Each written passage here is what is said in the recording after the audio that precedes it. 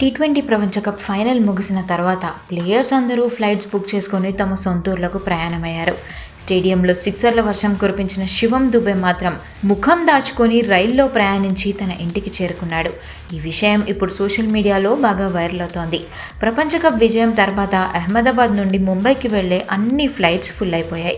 తన భార్య స్నేహితుడితో కలిసి వెంటనే ముంబై చేరుకోవాల్సిన దుబేకు వేరే దారి లేక ట్రైన్ టికెట్స్ బుక్ చేసుకున్నాడు. ఉదయం 5 గంటలకు అహ్మదాబాద్లోని సయాజీ ఎక్స్ప్రెస్ రైలు ఎక్కాడు. ఒక స్టార్ క్రికెటర్ ట్రైన్ ఎక్కితే జనం ఊరుకోరు కదా.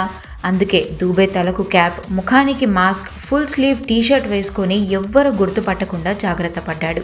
థర్డ్ ఏసీ బోగిలోకి ఎక్కి నేరుగా అప్పర్ బర్త్ ఎక్కేసి దుప్పటి కప్పుకొని పడుకున్నాడు. అయితే మధ్యలో టికెట్ చెక్ చేయడానికి వచ్చిన టీటీఈ పేరు చూసి ఆశ్చర్యపోయాడు. శివం దుబే అంటే క్రికెటరా అని అడిగాడట.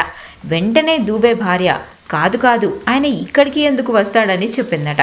దాంతో తీసి ఏమనకుండా వెళ్ళిపోయాడు. ముంబై స్టేషన్ నుండి ఇంటికి వెళ్ళడానికి పోలీసుల సహాయం తీసుకున్నాడు శివం దుబే.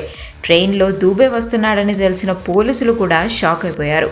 చివరికి పోలీసు బందోబస్తుతో సురక్షితంగా తన ఇంటికి చేరుకున్నాడు శివం దుబే. ఆచి చికెన్ మసాలా